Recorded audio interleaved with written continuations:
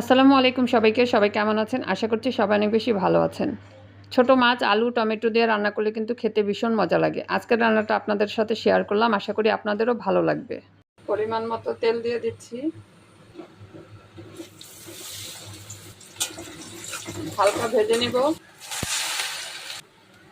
1 চামচ আদা রসুন বাটা, হলুদের গুঁড়া, মরিচের গুঁড়া, ধনিয়া গুঁড়া, লবণ।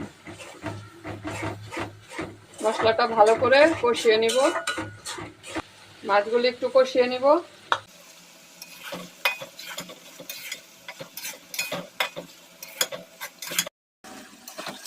কষিয়ে নিয়েছি। এখন মাছগুলো মশলা থেকে তুলে নিব। আলুগুলো দিয়ে দিচ্ছি।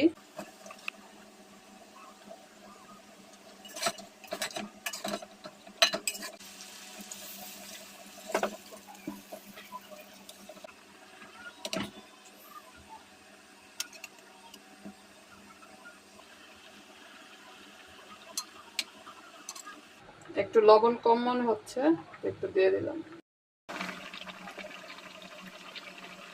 রান্নাটা ভালো লাগলে লাইক, কমেন্ট, শেয়ার করে আমার পাশে থাকবেন।